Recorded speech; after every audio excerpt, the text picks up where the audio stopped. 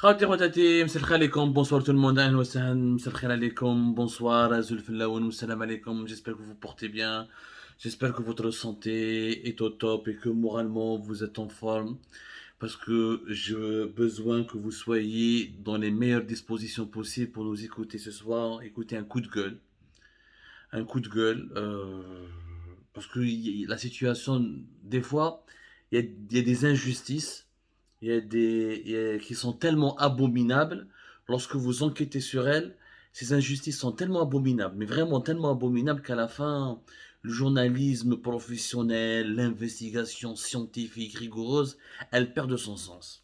Alors, comment j'ai commencé, comment j'allais faire cette émission. Au début, voilà, j'ai préparé des notes, j'ai imprimé des documents. J'allais faire une émission très sérieuse, très rigoureuse, sur un problème juridique très grave dans notre pays. Avec comme l'Algérie, elle a signé plusieurs pardonnez-moi, elle a signé plusieurs traités plutôt, traités internationaux et plusieurs conventions internationales.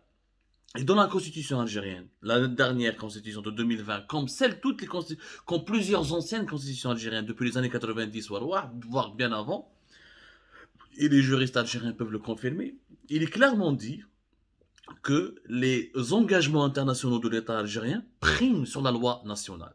C'est-à-dire quand l'État algérien prend des engagements internationaux, quand il signe des traités internationaux, quand il signe des conventions internationales dans le cadre de l'ONU, des instances de l'Organisation des Nations Unies, ou dans le cadre bilatéral des relations d'État à État, et donc les conventions et les traités priment sur la loi nationale. C'est-à-dire que les juges algériens, quand ils ont une affaire devant la justice, quand ils ont une affaire sous leurs yeux, quand une affaire se présente à eux, dans les tribunaux algériens ou devant les parquets, quand quand il y a un vide juridique où il y a une possibilité que cette affaire, qu'une loi internationale interdise ou elle invalide le verdict qui pourrait être contraire aux engagements signés par l'État algérien et validés par l'État algérien dans le cadre de ces conventions internationales, le juge algérien, il est obligé de se soumettre à ce principe de constitutionnalité, ce principe de constitution qui est clairement défini dans la constitution algérienne, et un principe qui te dit non, ce n'est pas la loi nationale qui doit primer, c'est les engagements internationaux, c'est les conventions internationales. Mais malheureusement, les juges algériens n'appliquent pratiquement jamais cette règle constitutionnelle, et souvent, que ce soit dans le cas de la liberté d'expression, la protection des droits de l'homme, la protection de l'enfance, les droits ou les traités commerciaux, les juges algériens, ils font fi des engagements internationaux de l'État algérien, ils appliquent la loi nationale. Les autorités algériennes, d'ailleurs, dans plusieurs cas de figure, nous allons faire une émission là-dessus, avec une enquête, pour déterminer les contradictions de certaines lois nationales avec certaines conventions internationales qui ont été signées par l'Algérie. Et ces contradictions n'ont pas été encore levées. C'est un problème de jurisprudence très important. Là, le document que tu veux faire, c'est la convention entre le gouvernement de la République française et le gouvernement de la République algérienne relative aux enfants issus de couples mixtes séparés franco-algériens. Ça a été une convention qui a été signée le 21 juin 1988, qui a un gros problème. Tu as les enfants, tu as les couples franco-algériens, des divorces qui finissent par des drames, et il y a souvent ce qu'on appelle des kidnappings et d'enlèvements d'enfants. Malheureusement, dans la plupart des cas, dans la majorité des cas, ce sont des parents algériens ou la franco-algériens qui volent leurs enfants en France et qui les ramènent pour se réfugier en Algérie. Donc l'État français algérien a fait cette convention, elle est là, elle est sous vos yeux, elle est la convention. Elle date du 21 juin 2000, elle date du 21 juin 1988 et elle précise clairement les accords et les principes qui ont été validés par les deux États algériens pour gérer ce genre de problème. Parmi ces principes, je vous citerai un principe. Il dit quand il y a une affaire d'enlèvement d'enfants, si le premier jugement sort par exemple dans un tribunal français, parce que l'affaire s'est déroulée en France, et ben les tribunaux algériens sont obligés de suivre le jugement qui a été émis en premier lieu par un tribunal français et vice versa. Si c'était un jugement qui a été émis en premier lieu par un tribunal algérien, eh ben les tribunaux français sont obligés de se conformer à ce jugement et de le respecter pour qu'il n'y ait pas de contradiction au niveau de l'application des règles judiciaires. Mais bon, j'allais faire ce travail-là. On m'a dit c'est-à-dire j'ai pris conscience de la gravité de cette affaire, parce que je parle de l'affaire de Myriam Chorli, sur laquelle nous sommes les seuls à enquêter à Algérie Part, une fillette de 7 ans qui a célébré son 7e anniversaire le 20 juin 2022, qui a été enlevée depuis janvier 2017 et qui a fait l'objet un petit peu d'une procédure très complexe entre son père français et sa maman algérienne, qui a été manipulée par sa mère, la grand-mère de Myriam Chorli. Je parle de Fatma Bouali, la fameuse marraine, femme des mystères, qui entretient des relations très privilégiées avec plusieurs décideurs militaires et civils influents en Algérie. C'est Fatma Bouali qui a manipulé sa fille, Mouna, s'appelle Mouna Henni, ou la Mouna Hen, pour enlever Myriam Chorli. L'enlèvement réellement il a commencé au cours de l'année 2016, mais il a été définitif, c'est-à-dire que le papa de Myriam Chorli a été privé de sa fille de manière brutale et horrible à partir de janvier 2017. Des jugements ont été faits, des procédures judiciaires, il y a une convention bilatérale entre les deux États, les juges algériens, normalement, il y a un jugement qui a été fait en France. Nous avons expliqué tout ça au cours de plusieurs émissions. À la fin, quand j'allais faire l'émission consacrée à la primauté, à l'ignorance des juges algériens et à leur indifférence face à un principe constitutionnel qui est sacré, parce que ce qui est dans la Constitution, il est sacré normalement, parce que c'est la Constitution qui garantit l'équilibre du pouvoir dans le pays, l'équilibre socio-économique, l'équilibre socio-juridique, qui garantit tout simplement la stabilité et l'unité nationale. Donc, les juges algériens, j'allais faire une émission pour dire que les juges algériens, il y en a marre de ces juges qui ne respectent pas la primauté des lois internationales et des conventions internationales et des engagements internationaux de l'État algérien sur la loi nationale. Ben, j'ai pris conscience que ce n'est pas cette affaire de Myriam Chorli, ce n'est plus une affaire de justice. On va parler de ce sujet parce qu'il n'y a pas que Myriam Chorli qui souffre malheureusement de l'ignorance et la bêtise humaine des juges algériens, qui refusent de prendre en considération ce principe de la constitution algérienne. Je parle de la primauté des lois internationales sur les lois nationales. Mais il n'y a pas que Myriam Chorli, mais à la fin Myriam Chorli, j'ai découvert des éléments, j'ai parlé avec des sources algériennes et tout ça. Ils me confirmaient. C'est une affaire de chantage. C'est une affaire de chantage. Kouloura, sincèrement. J'ai discuté avec toutes les sources algériennes. On m'a confirmé, ma dernière source, les autorités algériennes savent où est-ce qu'elle est cette fille.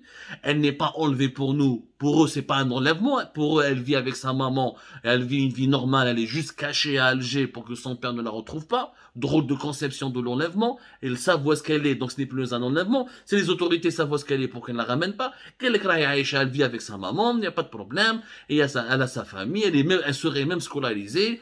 Nous attendons, il y a 3 dossiers apparemment en Algérie de pères et de parents français qui souffrent d'enlèvement de leurs enfants. Les 2 autres dossiers sont en train d'être traités de manière avancée ou ils sont en cours de traitement. Concernant l'affaire Myriam Chorli, il a été clairement affirmé, les autorités algériennes ont clairement affirmé que nous attendons la réaction de la France, nous attendons la réponse de la France. Hadrazouj, à chaque fois que tu parles avec les autorités algériennes, quand je parle à des sources judiciaires, nous attendons la réaction, la réponse des autorités françaises. Quand je parle à des sources policières, nous attendons la décision des autorités politiques et judiciaires qui attendent elles-mêmes la réponse des autorités françaises. Quand je parle à des sources politiques, c'est un dossier en traitement, la France ne répond pas dans les délais, ne veut pas répondre, je sais pas ça. C'est scandaleux. C'est-à-dire qu'en Algérie, on assume clairement, cette fille, elle a été enlevée, mais l'Algérie ne reconnaît pas l'enlèvement, puisqu'elle donne le droit à sa maman de garder cette petite fille loin de son père, de le priver son père d'un enfant, ce qui est encore une fois une violation des droits fondamentaux des enfants. Et l'Algérie est signataire des conventions internationales de protection des droits de l'enfant, je rappelle toujours. Donc, pour eux, l'enlèvement a été légalisé, légitimé. Les mandats d'arrêt qui ont été émis à l'encontre de sa maman, de la personne qui a enlevé Mouna Henni, Afaf et avec la complicité de sa mère, Fatma Bouali, les mandats d'arrêt qui ont été émis en France, le mandat de recherche qui a été émis par l'Interpol, et les 2 mandats d'arrêt qui ont été émis par des juridictions algériennes ne sont pas appliqués, personne ne la recherche, et la police algérienne ne fait aucun effort pour la localiser. En fait, ils n'ont pas besoin de la localiser parce qu'ils savent où est-ce qu'elle est. Pourquoi ils ne veulent pas régler cette affaire? Parce que pour eux, une petite fille de 7 ans, c'est une monnaie d'échange. Comme il y a des rapports politiques complexes avec la France, ce n'est plus le régime de Bouteflika qui entretenait des rapports cordiaux, qui essayait de traiter avec la France de manière plus intelligente, plus cordiale et moins agressive pour traiter les problèmes et les dossiers bilatéraux. Comme il y a des problèmes graves il y a des tensions permanentes et récurrentes entre Alger et Paris depuis l'effondrement du régime de Bouteflika et depuis l'installation d'un nouveau régime, celui qui est dirigé actuellement par Abdelmajid Tebboune. Comme il y a des tensions politiques permanentes et récurrentes avec Paris, et ben, Myriam Chorli devient une monnaie d'échange. Une monnaie d'échange. Il bien un chantage. Ils l'assument, les Algériens le disent. Ce qui est grave, c'est qu'ils le disent au téléphone. Ils disent, allez, téléphone. La France ne nous a pas répondu. Quand la France va nous répondre, ça veut dire quoi? Quand la France va nous donner ce qu'on veut, les Algériens, qu'est-ce qu'ils veulent? Généralement, ils veulent récupérer des opposants politiques, échange de renseignements sur les exilés et les opposants politiques, ou là des dossiers d'ordre économique, financier, ou là de lutte contre le terrorisme, qui ont toujours des connotations politiques. Hein. C'est pour ça que les autorités françaises sont toujours dans la jungle. Je ne suis pas en train de défendre la France au détriment de l'Algérie. Ce que je dénonce, c'est l'instrumentalisation politique et le chantage qui est exercé en utilisant une fillette de 7 ans. Et boire une honte absolue sur notre pays. C'est vrai que cette fille, elle est franco-algérienne. C'est vrai qu'elle est française, mais elle est aussi algérienne. C'est vrai que son père est un Français de souche, mais elle est algérienne. L'enlèvement s'est déroulé en Algérie. L'enfant risque de souffrir, il souffre en Algérie. Il est privé de son père en Algérie. Il est privé d'une famille en Algérie. Elle vit en cavale en Algérie. Elle risque d'être elle vit de fait, quand on a été enlevé, on vit de fait dans une insécurité affective et psychologique et psychique. Mais en Algérie. On ne peut pas responsabiliser tout le temps la France. Oui, l'ambassade de France peut-être n'a pas fait suffisamment dans cette affaire, peut-être ne fait pas assez de pression, peut-être que les Français sont intelligents, ils ont compris que les Algériens leur font du chantage, alors ils utilisent un autre dossier pour répondre à ce chantage. Mais on parle d'une fille de 7 ans. On parle d'une fille, d'un bébé, d'un enfant, d'un ange. On ne fait pas de la politique sur le dos d'un enfant. C'est honteux, même les mafias, la mafia a un code d'honneur. Même la mafia italienne, les Yakuza, la mafia japonaise, ou les cartels mexicains, ils ont un code d'honneur, ils touchent pas aux enfants de leurs adversaires. Ils tuent pas les enfants, ou ils s'en prennent pas aux enfants, ou les enlèvent pas aux enfants. Ils enlèvent pas les enfants. Même la mafia, quand il y a des dérapages comme ça, les mafieux qui touchent aux enfants sont punis, tués ou excommuniés. Les Algériens utilisent des enfants comme étant une monnaie d'échange. Aïb! Qu'est-ce que ça coûterait à l'Algérie d'aller ramener cette fille, de localiser la maman? C'est un enlèvement reconnu par les lois internationales et les lois nationales. Qu'est-ce que ça coûterait à l'État algérien de récupérer Myriam Chorli et de permettre à son père un droit de visite? Vous voulez pas que son père la prenne en France? Entre vous et les autorités françaises, entre vous et son père. Ok, mais son père, il a le droit de voir sa fille. C'est quand même son père, c'est lui qui a fait cet enfant. C'est lui qui a fait grandir cet enfant. C'est son enfant, c'est sa chair, c'est son foie, c'est son cœur. Je sais pas, Abdelmajid Tebboune était président de la République actuellement. Quand on a mis en prison son fils, Khaled Tebboune, en juin 2018, il en a souffert, il a été brisé. Il a disparu des radars, avec le dépin, parce on a touché à sa chair. Mais Tebboune ou la Shengriha ou n'importe quel dirigeant algérien, ce qui n'aimerait pas qu'on fasse à ses enfants, pourquoi le faire aux enfants des autres, l'infliger aux enfants des autres?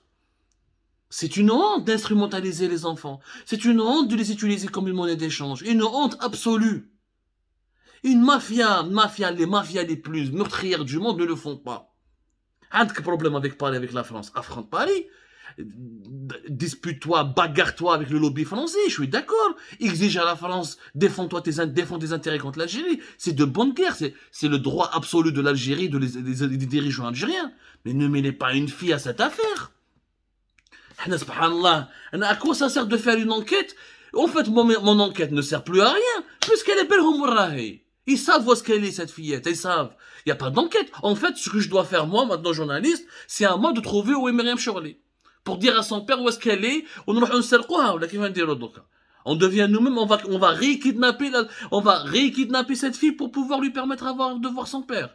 C'est pas mon boulot d'aller trouver l'adresse de la fille. Il y a une police, il y a une DGSN, il y a une BRI, il y a une gendarmerie nationale. Il y a des services de sécurité qui sont payés avec de l'argent public pour protéger les enfants. Cette fille est une Algérienne aussi. Elle a été enlevée dans des conditions horribles, de manière illégale. Sa sécurité, sa survie, ou même son intégrité psychique et morale sont en danger. Tout le monde vous allez, la France n'a pas répondu. Vous attendez quoi de la France? تبدل لكم MRDZ باش تمدوا لها مريم شغلي. تبدل لكم هشام عبود عبدو صمام. Vous voulez que la France arrête moi. تبدل لكم تدوني الحبس انا باش تمدوا الطفله pour que la fille vous la donnez à son père. عيب وعار يا ناس. Dans notre culture algérienne, on nous a appris une chose. Rajal yidrib ou yindrab. Je le dis كلمة بالجزائرية باش يدير les gens algériens يفهموني. Je m'excuse pour mes amis francophones. أنا عندي problème مع الراجل نضرب مع الراجل. بروحش نضرب أنا مع ولاد الناس. Je vais pas toucher à ses enfants. L'homme reçoit des coups, il donne des coups. T'as un problème avec moi, tu m'attaques moi. Pourquoi tu attaques mes enfants? C'est comme ça pour l'affaire Cédric Chorley ou pour l'affaire Myriam Chorley. T'as un problème avec l'État français. Cédric Chorley, son père Oujdel, un citoyen normal. Mais عنده ni tendance politique, c'est un zawalien français ordinaire qui, au contraire, il a des convictions peut-être qui sont plus favorables aux intérêts de l'Algérie qu'aux intérêts de la France.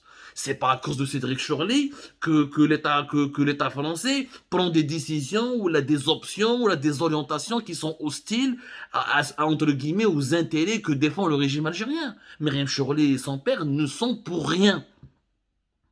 Ne sont pour rien. Aider un enfant, lui permettre de voir son père, le protéger, conserver sa sécurité, veiller sur son épanouissement, c'est une affaire d'humanité. C'est une affaire d'humanité. C'est une affaire de dignité. C'est pas une affaire de politique. C'est pas une affaire de chantage, de marchandage. Moi, je lance un appel aux dirigeants algériens. Réveillez-vous. Réveillez-vous, Allah Gharib. Vous avez jeté la honte sur notre pays. Un État qui utilise un enfant comme monnaie d'échange.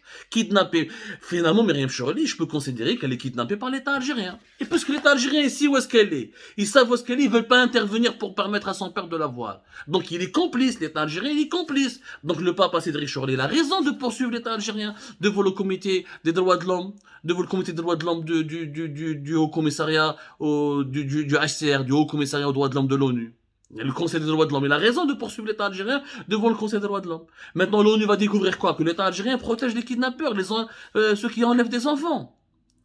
C'est une honte, Yajma, une honte absolue. Halte au chantage, halte au marchandage, halte à l'instrumentalisation des enfants dans les conflits politiques, dans les dossiers politiques qui opposent les États, ou qui opposent le régime algérien, ou des opposants, ou qui opposent le régime algérien à d'autres États étrangers.